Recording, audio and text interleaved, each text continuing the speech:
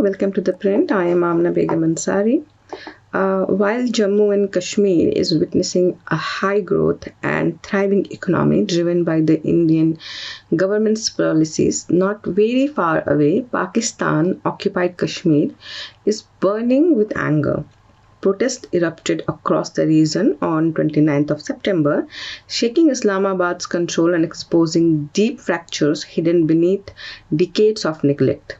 What started as a demonstration over rising electricity prices and a shortage of subsidies, which soon transformed into a large expression of frustration against the Pakistani state economic exploitation and political suppression.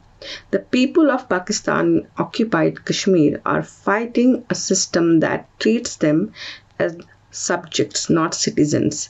The protest, led by an alliance of traders, civil society groups, and local activists, paralyzed major towns, marking one of the biggest uprisings in PoK in over 4 decades. Streets that were once busy with the motion of daily life were filled with slogans of resistance and grief.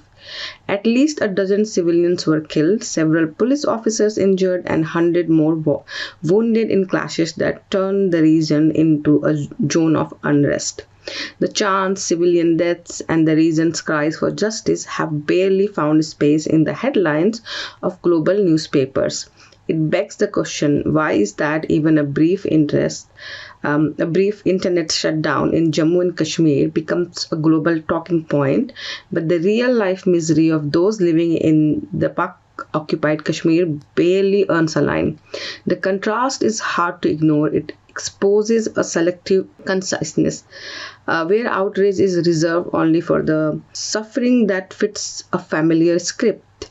The world's gaze often follows power and narrative, not pain and truth. For decades, Pakistan has crafted its image as the voice of Kashmir, positioning itself as an eternal victim while keeping the truth of its occupied territory buried under censorship and propaganda. International media, too comfortable with the familiar narrative, rarely bothers to look across the line of control to see what life in PoK really looks like. Their dissent is treated as a treason, voices are silenced, and rights exist only on paper, and the lack of coverage is not just neglect, it's a quiet complicity that lets injustice thrive in shadow. Across the LOC, Jammu and Kashmir is moving in an entirely different direction. Roads are being built, investments are coming in, and there is a growing sense of possibility. It's not without its flaws or challenges, but the contrast with PoK is impossible to ignore. On one side, people are protesting for electricity, water, food, and the right to speak without fear.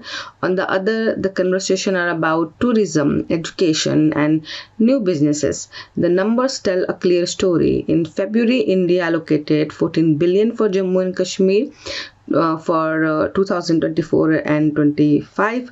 For the same year, Pakistan managed about $790 million only. The gap is so vast that comparison is futile.